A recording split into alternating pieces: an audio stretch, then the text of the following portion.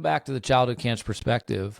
Today, you're going to get me. I am continuously working on trying to get more and more guests on the show to come and share their stories, to share their insight into the pediatric cancer world from both moms, dads, organization owners, foundation owners, doctors, nurses, child life specialists, and the list goes on and on. So before I say anything else, if you are interested in being on the show and you'd like to come and share your story from a very, what I like to call anti-social media aspect where you're not going to get censored and banned and you're going to be able to say what you want, reach out to me at ccperspectivepod@gmail.com and we will have a conversation and we will get you on the show. This week, I am going to talk about two things. And those two things are going to be something that have been weighing heavy on my mind for quite a while. I thought about doing another reflection show, but I think this is really more important. And if you follow me on social media outside of here on Instagram or TikTok, Facebook, anything like that, you will see that the latest thing that I have been putting out is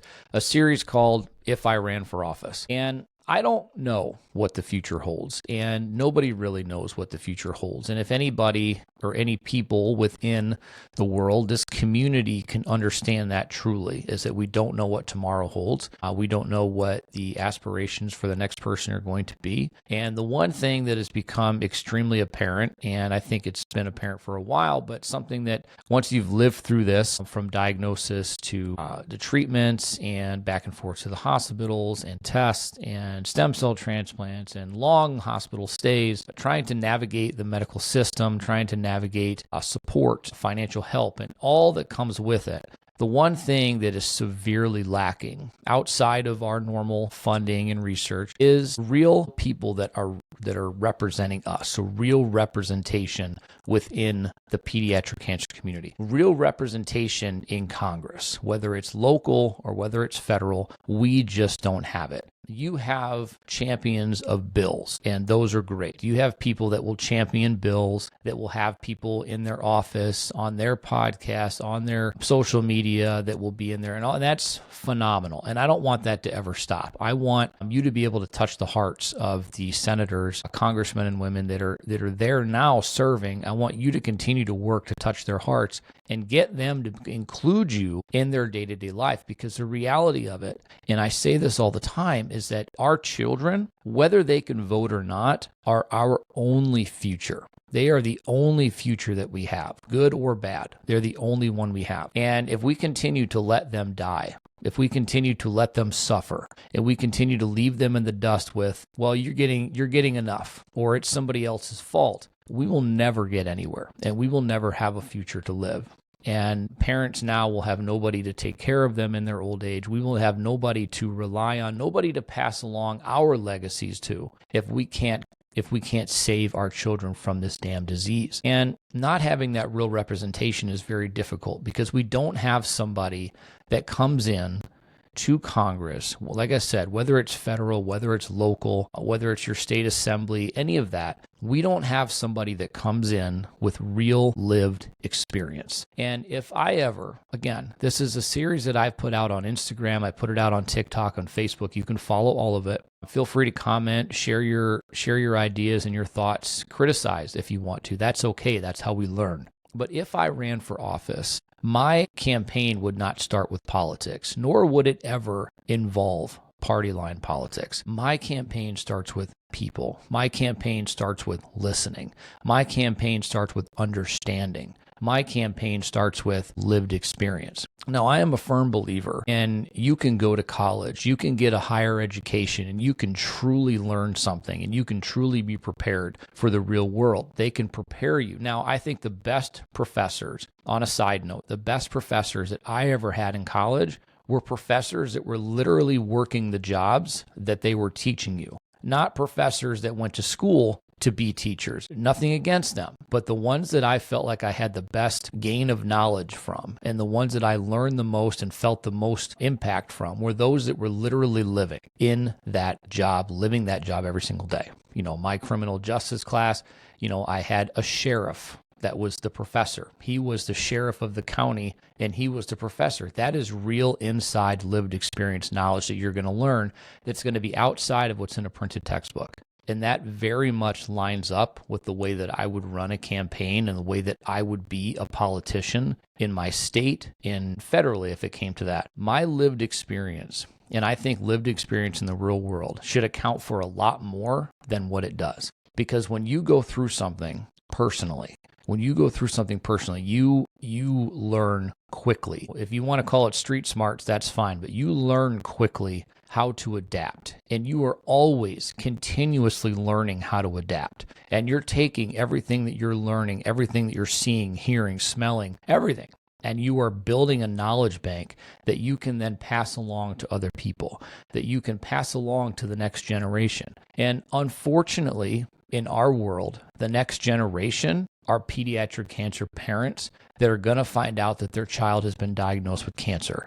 47 children every single day are going to hear those words. They are going to feel a sense of, what do I do? A sense of loss right away, a sense of loss, a sense of fear, a sense of unknowing, a sense of alone. You're going to feel all of that. We felt that. We felt that hard. We knew nobody. I had one friend that I went to high school with who their son had a brain tumor growing. Now he's doing great now. And that's the only person that even came close to understanding how we felt. And that was it. Otherwise, we were on an island. Being able to take knowledge that you've gained from an experience. Now, I'm not saying that we know everything. I'm not saying that I know everything. What I'm saying is that you can take that experience and you can pass it along to somebody else. As a politician, what that allows me to do is take the knowledge that I've learned, the knowledge that I've gained, the ups, the downs, the ins, the outs, the insurance, the medical forms, the navigating all of that is not built for real life. The system itself is not built for real life. It's not. And that's part of the issue, okay? That's part of the problem.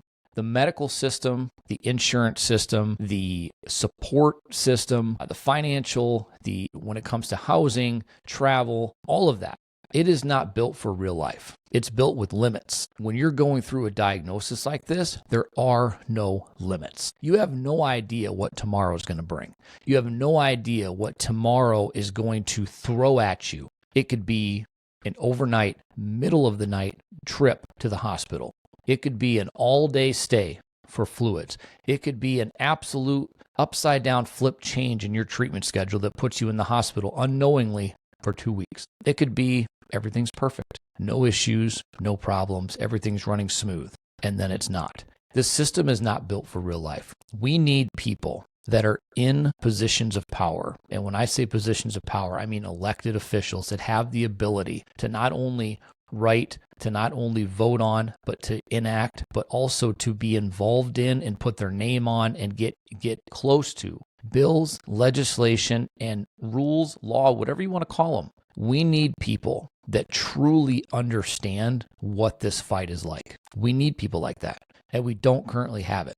Now, I've had these conversations with a lot of people, and the reality of it is, let's think about this. Adult cancers and pediatric cancers are different. They're different.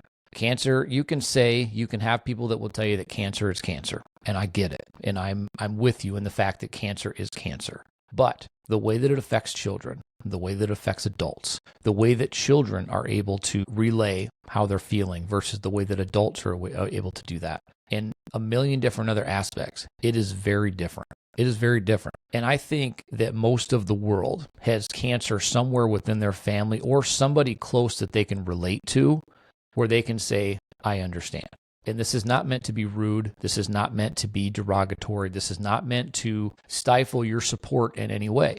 But if you don't have currently a child going through this and you're not personally connected in that sense, then you truly don't understand how we feel. And that's not a bad thing, okay? I want to preface that by saying that's not a bad thing.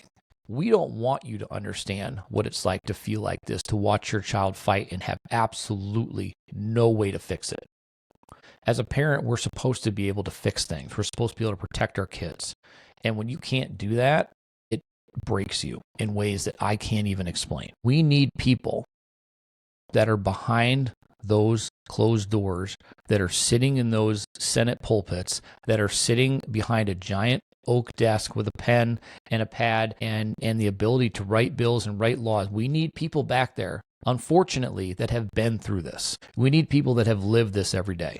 We need people that have gotten up and haven't slept for 48 hours, for 72 hours. We need people that have worked through midnight feedings, 2 o'clock, 3 o'clock, 4 o'clock, 5 o'clock feedings, getting up to go to the bathroom, helping your child do everything that they were able to do a year ago, now you're doing for them. We need people to understand what it means to sign a DNR for your 8-year-old daughter.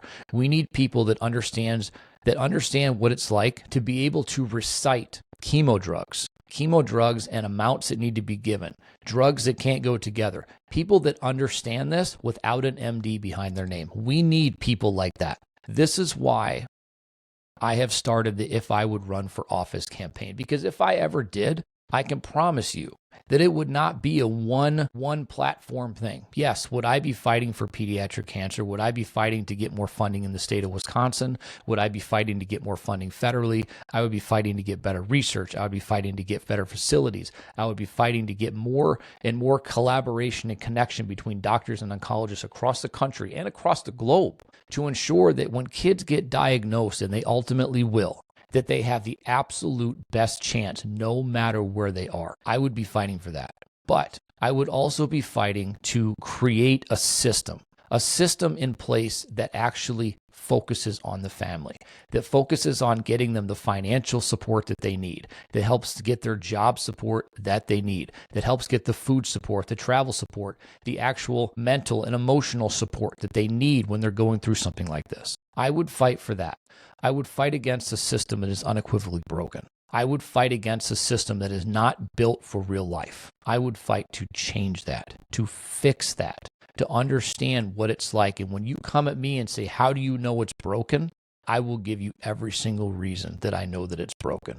And I will have hundreds of people standing behind me that will give me the same exact story, will back that up. How many parents whose children are diagnosed with this lose their jobs? How many parents lose a steady form of income because they're traveling back and forth to the hospital, because they are taking time off because their child is sick, because they were going to doctor's appointments, because they just don't want to be away from them? How many of them are taking time away to the point where you lose your job? How many people don't understand how FMLA works? How many people are not given the options and the opportunities to be able to apply for these programs, or are not given the correct opportunities through hospital systems or through the medical system? How many kids are now missing school? Brothers and sisters, also siblings, that are missing out on opportunities or missing out on going to school because they're also traveling, or because the entire family has to pick up and move. I'm not saying that parents are not capable of fixing this or figuring it out, because they are. We've been there. And there are plenty of parents out there that have figured it out. They have figured out how to make it work. They've figured out how to subsidize their income, to find a way to stretch a dollar, to find a way to make sure that education is not left on the table for their children and for the children battling and their other siblings as well. They found a way to ensure that travel does not break them. But understand that that means that every single second spent trying to figure it out is taken away from the care of their child. It's taken away. And that's not to their fault. It's not to the fault of the parents. It's not to the fault of the siblings. It's not to the fault of the family. That's a fault of a faulty system that does not give them the support that they need. So if I ran for office, my goal would be to ensure that these families get the support they need from day one. Now, we have incredible social workers in the hospital system. We have an incredible one. I won't mention her name. Maybe one day I'll have her on the podcast, but we have an incredible social worker that I can always reach out to and get information, or I can get direction or guidance or things like that, even to this day. And I think they do incredible work, but I think that they're not missing. I think the tools that they have, I think, might be missing. I think that they deserve more. I think they deserve more pay. I think child life specialists are the same way. I'm just going to put that in there. But I think they deserve more. I think they deserve a bigger toolbox, maybe a toolbox with more advanced tools in it that can ensure that a family gets everything that they need right up front, no matter their geographic location, no matter their income level, no matter the below or above the poverty line, no matter any of it. It doesn't matter. When you're a family going through childhood cancer, we're all the same. We are all the same, and none of that crap matters. None of it matters. What matters is getting the support that you need from the beginning and getting that support that will then continue no matter what, whether it is into survivorship or whether it is the unfortunate loss of your child. You still need support. You still need a system that stands by you. You still need a system that gives you what you need to ensure that life after the loss doesn't mean loss and loss and loss. And I think you guys can kind of figure out what I'm talking about. This system that does not support us from day one, it doesn't give us what we need. It doesn't give us all the avenues that we need to be able to do things that we need to do without our own research. It's a very dangerous mental game. And the reason I say that is because there is a mental aspect of this that doesn't get talked about enough. We talk about the child going through it, and we should. They should get every single bit of attention. They should get the care. But parents, and I can say this personally, we do not take care of ourselves. 100% we don't take care of ourselves. We don't give ourselves the time of day to be able to rest, to focus on our own mental health, to focus on anything, because we're so focused on our kids. And we should be, but it should not come at the detriment of our own health, because if our mental health declines and our physical health declines because we're not focusing on ourselves, we're not any good to anybody. And we're not going to be a good caregiver. We're not going to have the ability to be able to give them what they need because we've let ourselves decline. That's another thing that this system is not good at doing. The system is not good at ensuring that our mental health is okay, ensuring that our mental health is in the position that it needs to be in order to continue. And I mean continuing into survivorship or continuing into the grief of your child gaining their wings. Now, survivorship is a very tricky thing. And why do we need support when it goes into survivorship? And I'll tell you why. And this is another part where the system breaks down, because much like the support that comes in and goes out, support comes in for families when you're going through this, but support very quickly will go away when your child either rings the bell or your child passes away, because people don't think that you need the support anymore on either side of that. I truly believe that no matter what, whether you ring the bell or whether you are saying goodbye to your child, you need the support then more than ever. Because now, if your child survives this, if your child gets through it, the 5 years, 10 years, whatever, you're on the edge of your seat every single time something comes up, a bruise, a headache, a bloody nose, okay? You're coming up on scan day. Scanxiety is a real thing. PTSD is serious. It is serious within this community. And we need to be able to provide that mental health support that continues, both into survivorship and both into the years after when you're grieving your child, because there is no time limit on grief. And there's no right or wrong way to do it. But not giving the support that they need, you understand that the system we have now, and when I talk about the system, this system that we have now for support is a system of organizations, families, nonprofits, things like that that are carrying the weight of this, which is good if you've put yourself in that position. But we can only do so much. And professional mental health specialists out there and caregivers in that sense, they need to be made available, and they need to be made available long term for a situation, no matter what, because your mental health is going to be affected the day that you hear those words, your child has cancer. Your mental health declines immediately. And we need to have something in place that ensures that the parents focus on themselves and get the support that they need, or at least have it available to them. So we've talked about the support of mental health, job stability. That is going to be something difficult. However, we need to ensure that job loss is something that is very minimal, something that we can come up with that allows employers to keep employees on the payroll, even when they're in long-term care with their child, or they're just not able to be there, or they're traveling, they're out of state, they're out wherever when they're going to get treatments. We need to ensure that their jobs are going to be safe and that their jobs are going to be there in a position when they get back, and it's not going to hurt the company. I know a lot of companies, they get to a point where they have to let you go, and it's just business. And it's got to do with a lot of different rules and regulations, insurance, a lot of different things. We've got to find a way to eliminate those that red tape. Because when JC was first diagnosed, the first thing that I did after we got home from our 2-week stay in the hospital is I went to my boss and I said, I'm going to be here as much as I can. And I'm going to be off as much as I need to be in order to be with her. I don't know when it's going to come. I don't know what the days are going to be, because at that point we didn't have a chemo schedule. But when we did, I took the days that I needed to take, radiation, I took the days, and it was never an issue. It was never an issue. But it was, it was a federal job. I had FMLA, which again, people need to understand the way that your FMLA works. You need to extend short-term disability, time off. There's a lot of different rules and regulations, and your state may vary on how those are applied, but you need to be made aware of how those work instantaneously. As soon as a diagnosis like this comes by, you need to be made aware of this is what you need to do for your job. This is who you need to talk to. This is what you need, whatever. We need regulations in place that are going to help keep people employed, even if they're off for long term. Because when you get to a point that you just can't be there, but you need to be able to have something to go back to support your family, and that's a hard decision. It is a very hard decision to go back to work when your child is in the hospital or home sick, and maybe you don't have that home support, whatever your situation is. It's a very hard decision, but you need to be able to have that decision. You need to have that choice not taken away from you because of something that's some archaic law that's in place that just doesn't allow you to care for your child without the worry of being unemployed. So we've covered that. Financial stability.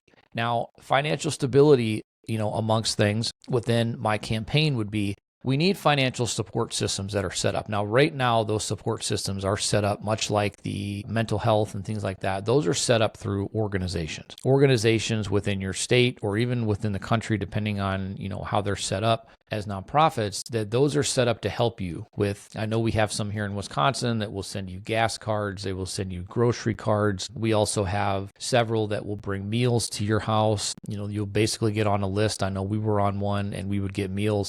Like once every couple of weeks, we would get a bunch of frozen meals that we could utilize when we were home. And we had one organization that would send us grocery cards and gas cards because that was something that was huge. We're traveling back and forth for us 2 hours to go to the hospital and for appointments and things like that, or even going to our closer hospital, which is still half an hour away. So those things definitely help.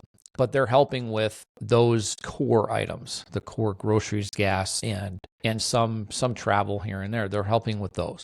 But now we have to start getting into, let's say, hotel stays or just basic income. If you're losing your income, you still have bills. Like, honestly, your bills don't stop and don't take a break just because of what you're going through. As a matter of fact, they may actually get worse, but they're not going to stop. Your mortgage company doesn't care. Your car loan, they don't care if you've got something going on. And there might be, if you set up a special thing within your loans where, if something comes on like this, like a sickness or you're out of work, where you can take a break from paying for a couple of months, but that's not permanent. Something set aside where your family could apply for or could be, granted a certain amount of money, every month or whatever to help you pay bills, simply just to help you pay bills. Or maybe it's connected to your bills, connected to, let's just go with Wisconsin, connected to We Energies, which is our gas company, energy company, electric, connected to your cable company, which is like Spectrum or AT&T or whatever,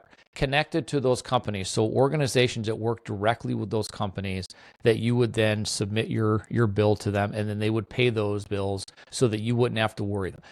There are organizations that will do that, and there are things that are set up, but I would like to see something very, very solid, very, very of a centralized place that handles this, that, yes, nonprofits could buy into. In a sense, they could put money into this that would help pay for it. They could put money into things, they could just be the ones that are directing this and helping out. But then this would be something that would be maybe even state funded, something, money set aside where it could help families going through something serious like this and allowing them to really focus. And knowing that something like this is available is almost as important as having it available to you right away. Knowing that if you go through something like this, listen, I know that my state just signed a bill that says that if I'm out of work for X amount of days or going to be predictably because of XYZ, that I could apply for this assistance that would help. Now, yes, there are states, there are state funds, there are SNAP benefits, there are low energy or low income, there's energy benefits. There are all these different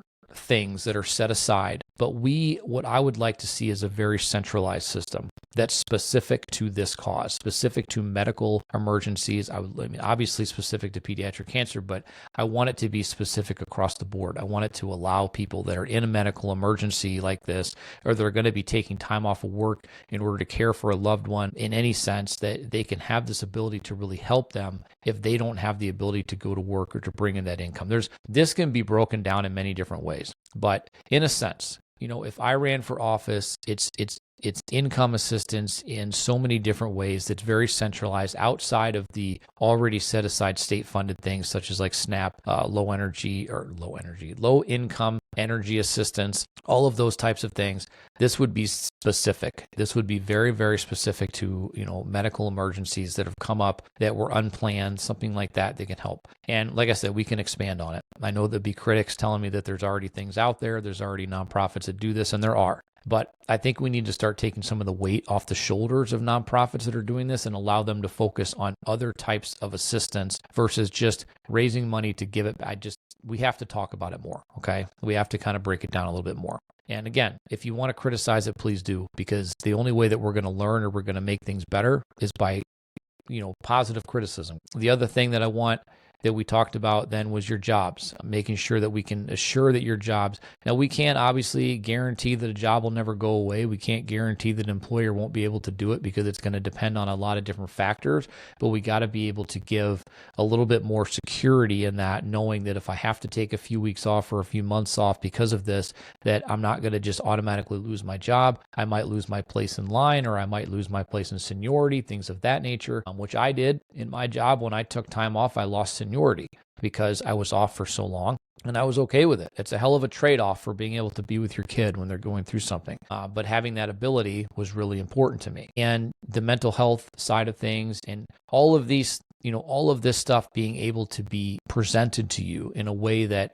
our social workers, again, amazing people. Ours is amazing. And like I said, she does a great job and she gives really good feedback. I had another idea that I was working on and she gave me really good feedback on, which I love. But giving them even more tools that they can really present and help you with.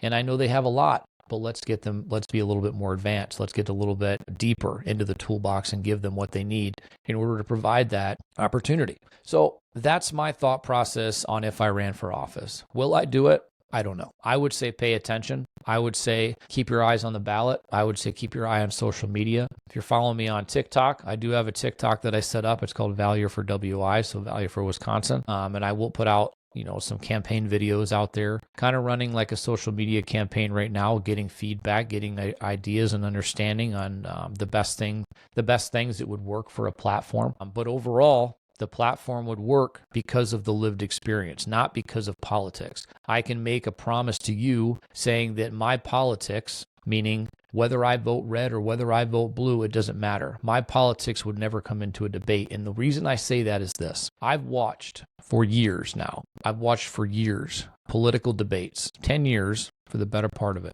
Political debates of Republicans, Democrats, conservatives, progressives, liberals, whatever you want to call that, whatever category you want to be in, I've watched it. I actually posted a question on Facebook and no responses, which is telling to me that if you're a current politician right now and you cannot share your platform, or you can't share your views on something, or you can't share a solution to something without it being a knock or a dig at the other side of the aisle or people that don't agree with you, then I don't think you have a place in politics. You're there for the reason that politics exists, but you're not there for anybody. And even the people that support you, you're not there for them. You're there for your next election. I don't want to be a politician like that. If I ran for office, my political stance would be, if you ask me a question about, hey, what did this person do? And what do you think about what they did? And you use the word Democrat or Republican, liberal, conservative, you use that in your question, I will not answer the question. Because political mudslinging, although I get it and I understand it, is useless. And it's nothing more than sandbox politics. It doesn't give us anything. We get nothing. We gain nothing out of it. You just show your ass. That's all there is to it. The fact that every single day, the only thing you can do is get online, get on your social media, and you can bash the other side. You can bash one person or the other. but never actually show us a solution, never actually give us a plan, never actually give us anything that we can work with. But your entire political career, especially, right, over the last 2 terms of presidents, if you're entitled, and this is both groups of people, okay? This is all groups of people.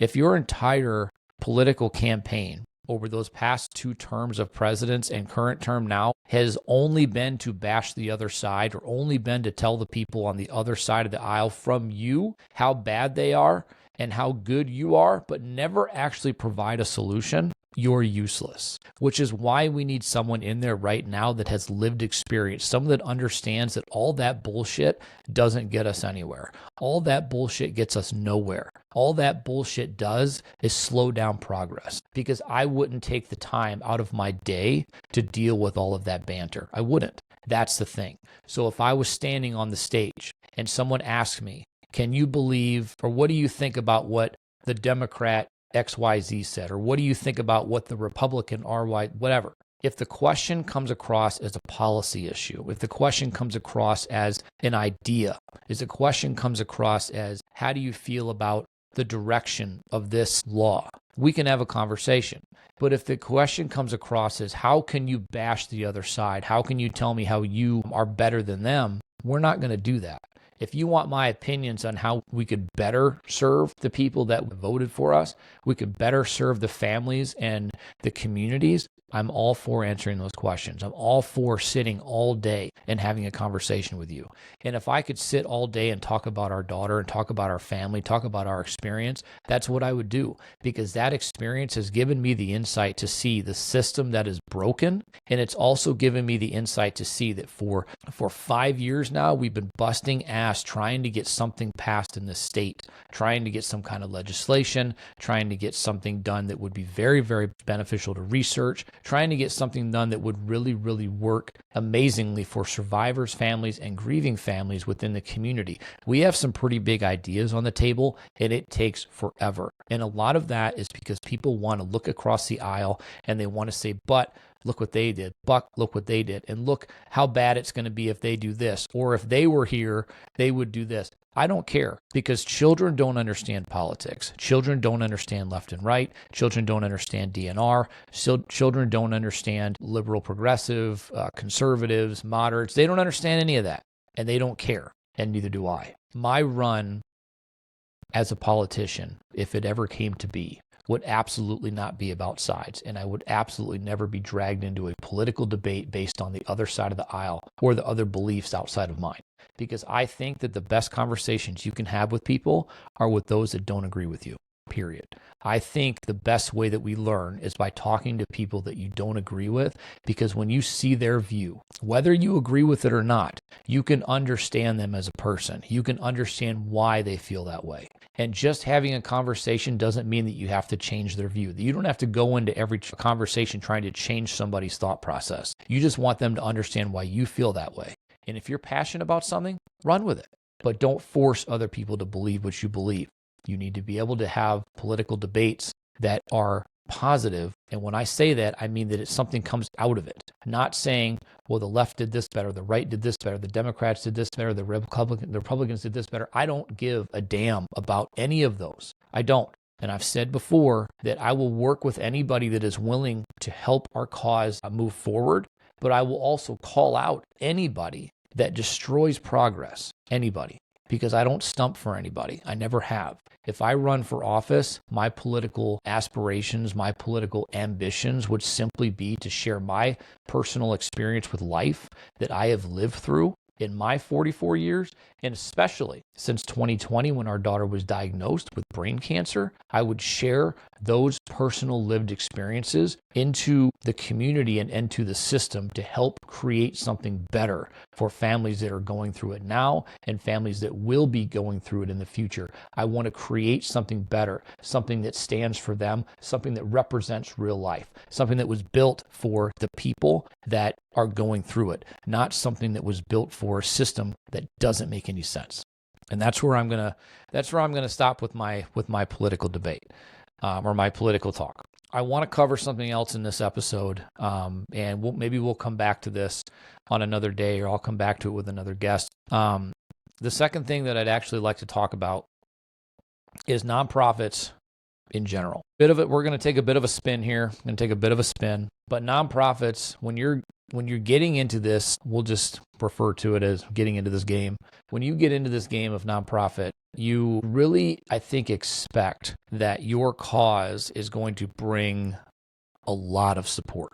And it does. Your cause is going to bring a lot of support because nobody wants to see a sick child. But that can also be to the detriment because nobody wants to see a sick child. And when nobody wants to see a sick child, it's very easy to turn the TV off. It's very easy to scroll past a social media post. It's very easy to switch off a podcast. It's very easy to just ignore it because if you ignore it and you're not part of it, then it doesn't exist. And I want to shake that moniker. I want to get rid of that. But it also can sometimes be a very bad mental game for people that are within this space every single day.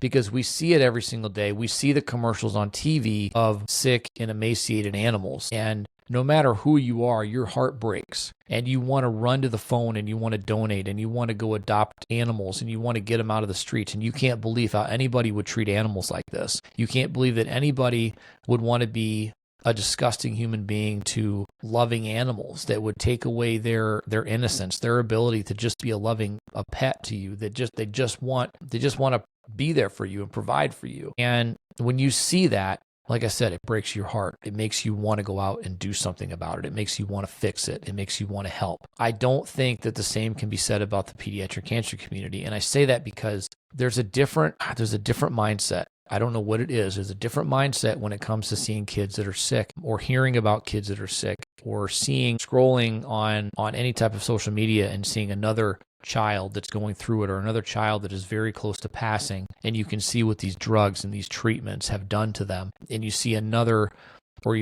family who is that final picture, which a lot of us have, of them holding their child's hand after they've passed. And there's so many of those pictures that are out there. And it continues to happen day in and day out. And more people are seeing this and hearing this. And more people are just turning away. And that, it bothers me. And it makes me wonder, what are we really doing? What are we really fixing? What are we really solving? What problem are we making better? What impact are we having as nonprofits? What impact are we having as families, as mothers, fathers that are coming and doing this? What impact are we really having? If it's so hard to get people to really support you. And I'm not talking just about financial donations and things like that. I'm talking about just general outpouring of support, because it is a phenomenon, at least what I've known and what I've seen within this community, is that when your child is first diagnosed and your child is going through these treatments, your child is in the hospital, you're sharing everything about their story. You're sharing their ups, their downs, their smiles, their laughs, their cries. You're sharing it all. And everybody just is so supportive, and they just want to be there for you, and they want to call you and message you and text you, and they want to send money, and they want to send cards, and they want to send you meals. They want to do everything for you. And so you think, okay, you know what? The best thing that we can do is we can start an organization because we can give back. We can really give back, which is what we did. And it's been really good. I mean, we've been going strong with doing this organization now for almost 6 years, and it's been really good, and it's been a hell of a ride, and we've met a lot of really amazing people. We've met a lot of people within the nonprofit space. We've met a lot of people within the pediatric cancer community. We've met a lot of medical professionals, research companies. It's been really great, and we've seen support kind of come and go. We've seen people come into the picture and then leave the picture, and that picture changed when JC passed. And once she passed, it seemed like the support became a lot different, and it just wasn't there as much as it was when she was here. And I don't know what that's all about. I don't understand the phenomenon. I don't understand a lot of it, but what I do know is that that's the way that it's looked, is that we've kind of lost that support. And I guess I don't understand it, because when we talk about the commercials on TV for the animals and stuff like that, they could show the same commercial. They could show the exact same commercial for the next 100 years, and it's going to have the same impact. you're still going to see emaciated dogs that haven't eaten in months. You're going to see dogs that are just infested with insects and bugs, and they're living in horrible conditions, and they're out in the snow, and they're chained to, whatever, the chained to trees, and they're living in cages, or they're in puppy mills, and they're forced to, continue to reproduce. And you're seeing this, and it could be the same commercial. It will have the same impact over and over and over again. And with kids, it just doesn't seem that way. And maybe I'm wrong. Maybe I'm out there. And again, this is where I ask for comments, concerns, criticism. Maybe I'm different. Maybe I don't see it the same way, but that's the way that I feel like the support kind of changes. And so it makes me question, when is it too much? When is it too much when you're doing this as a nonprofit? Does it ever become too much? Does it ever get to a point where you want to say, I can't do it anymore? We just can't do it anymore. It's, the support's not there, or the funding's not there. The people aren't there. It's just becoming too difficult when we thought it would pick up steam in some way. Some way we'd be able to kind of roll, and get better and better and better. And, this isn't specific, but seriously though, I wonder, does anybody else out there as a nonprofit, that's been around for a little while, do you feel that? Do you feel like, what impact are we making? What are we truly doing? Is it worth it? Should I continue? Is this something really that's making a difference? What do you do? What do you do? And I don't know what the answer to that question is. I don't know if that's something that only I feel, or if I'm questioning it and I shouldn't be, but it's very difficult, because it's not like a knock on the community. It's not a knock on people that support us and people that have supported us in the past and things like that. It's not a knock on that. I get that this is not a topic that anybody wants to talk about. Pediatric cancer, kids going through this, bald heads, getting sick, losing weight, losing their innocence, losing their ability to be kids, all of that. Nobody wants to talk about this. Nobody wants to be a part of it. This is a community that we never asked to be a part of. This is a community that nobody asked to be a part of. And for those that are a part of this, in supporting us and supporting this community as a whole, but have no physical connection, God bless you, because you've taken a role and you've taken an opportunity to come and be a part of something that most people will just shy away from. And so it's amazing when you have people that decide to do that. So again, God bless you. Thank you for being there for us. And thank you for continuing to support what we do personally, but also support this community in any way that you can, because it really truly does take a village. It takes an army. It's going to take a nation to fix this problem. And we are carrying a lot of weight on our shoulders, which again, that's where it kind of brings it to my point of, we are carrying a lot of weight. And I think nonprofits and philanthropic efforts carry the weight of change within this country, within this world. We carry the weight of change, especially for our kids and their legacies. And it can become a lot. It can become a lot to carry, a lot to really weigh your shoulders down and feel like you're carrying a boulder every single day, not knowing if anybody's ever going to help you lift it. And so I guess where I'm going is that, I would like to know if anybody else kind of feels that way. I would like to know if anybody else kind of gets that thought. We don't have any plans of ever, stopping what we're doing. We don't have any plans of ever just, giving up and walking away. But it's hard sometimes when you're pushing and pushing and pushing and pushing and basically, breaking your back trying to make a difference. And a lot of things just get stalled. A lot of things just take forever and you don't feel like there's any progress. And I hope one day that the skies just open and everything falls into place the way that it should. Our JC's legacy is absolutely at stake, and we will do everything we can to secure it. We will keep pushing. Like I said, we've got several ideas in the fire that we're working on right now that we're not going to stop working on, and we're going to continue to fight for until we get some kind of resolution and some kind of positive move, because everything that we're doing is never meant to be proprietary to Wisconsin. Everything that we do is never meant to be proprietary to one spot. It's meant to be a blueprint that allows other states, other cities, other towns, whatever, to utilize and create their own systems that can be better used to really show this country what we're all about. And that, a group of parents, a group of organizations, a group of people with lived experience are truly going to be your best resource when it comes to seeing positives and when it comes to seeing actual change. because much like my political stuff in the front, we need people that are going to listen to you and understand. And that's the difference here. Running a nonprofit with my wife, running it together is not easy. It's not an easy task. And I think a lot of people just look at it and say, okay, well, you got a nonprofit status, which means that you can take donations and you don't have to pay taxes on sales tax and all this stuff. Great. There's still a lot of stuff that goes on behind the scenes that you don't see on social media. A lot of things that go on that you don't see on the internet and on the website, and you don't see on podcasts, and you don't see all of that. You don't see the behind the scenes. Running a nonprofit is a lot of work. It's not easy. And to try to transfer that over into going into politics and going into something isn't about giving up on one.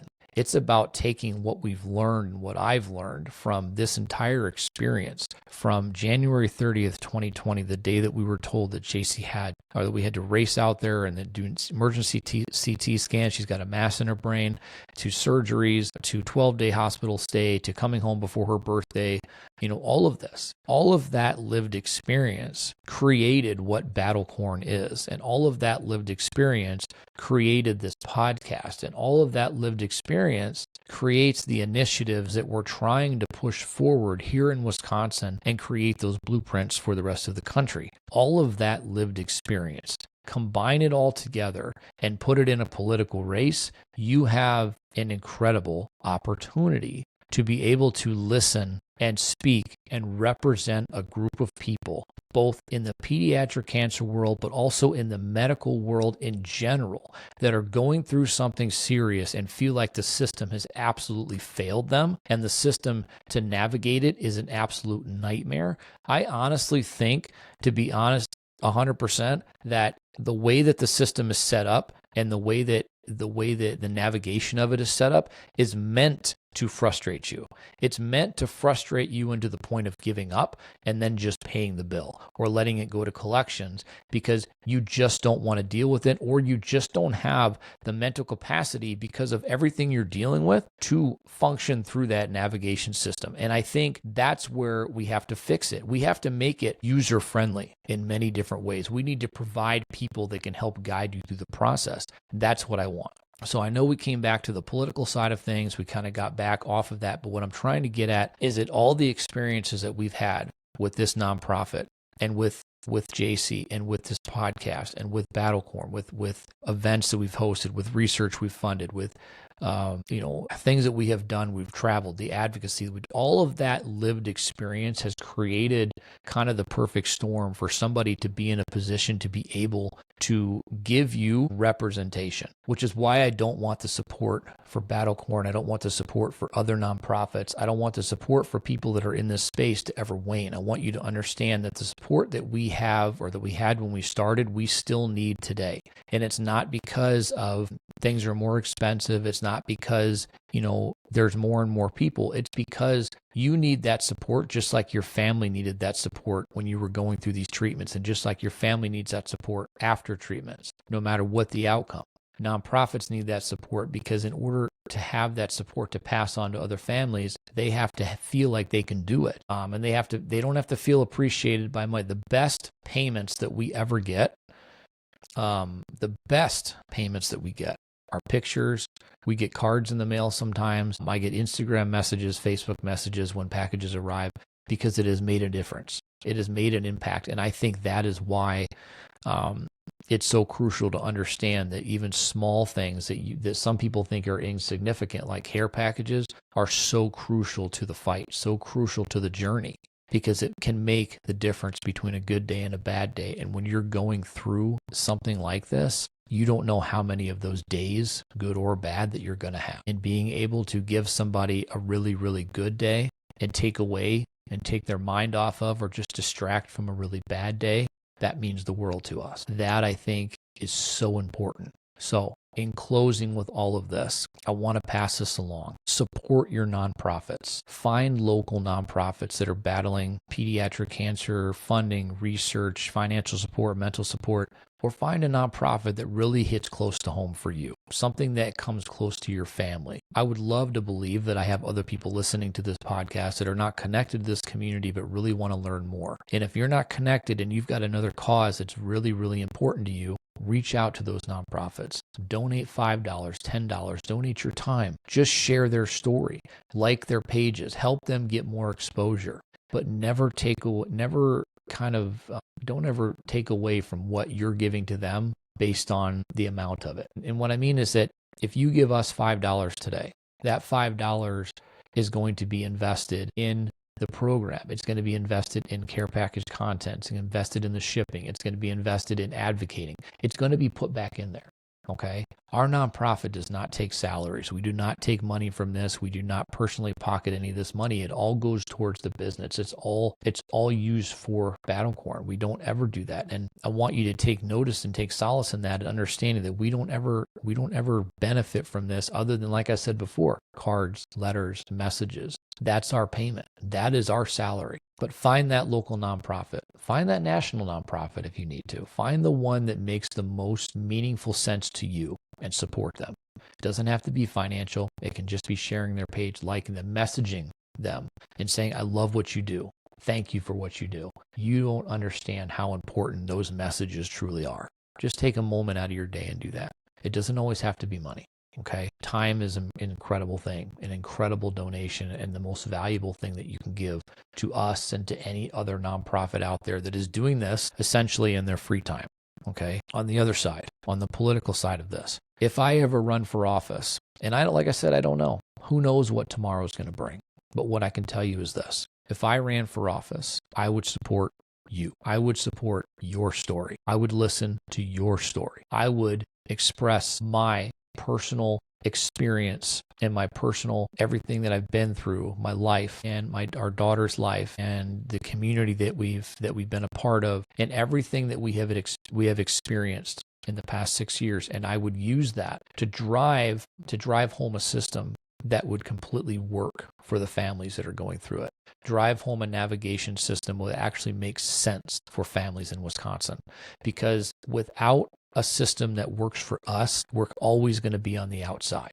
We're always going to be trying to navigate it on our own without any guidance. And that's not a knock to anybody that is out there working within the medical field, especially social workers, because like I said, you guys are amazing. But if you don't have the tools in order to provide a system that is actually going to work for us, then we're all going to end up on a failing end.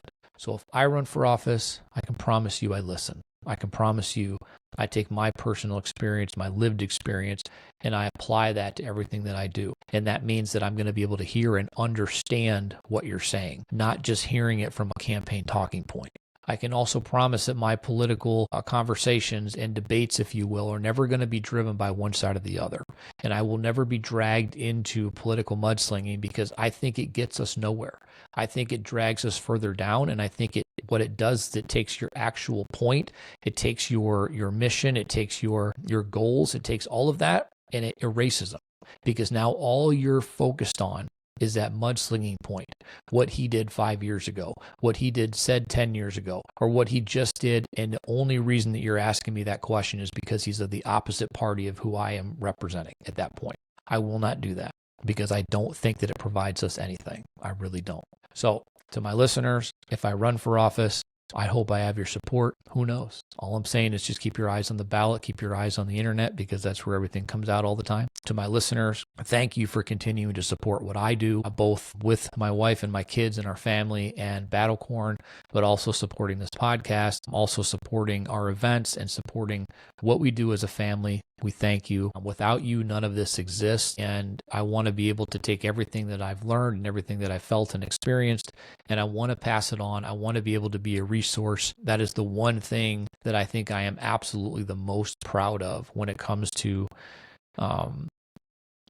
this world, this organization, when it comes to this life, this past 6 years, is our ability to be a resource. We have met some incredible people. We have met incredible organizations, and I am able to then pass along information. If I don't know the answer, I know who does. And that's an incredible feeling when you're not having to search through a million different Rolodex files to figure out, I just dated myself, Rolodex files to figure out where to get that information. you have a centralized resource, and I love that. So again, thank you guys all so much for the continued support. I love all of you. We'll be back again next week, and I will be working on more guests coming up for the next season. So thank you for your support, and we'll see you all the next one.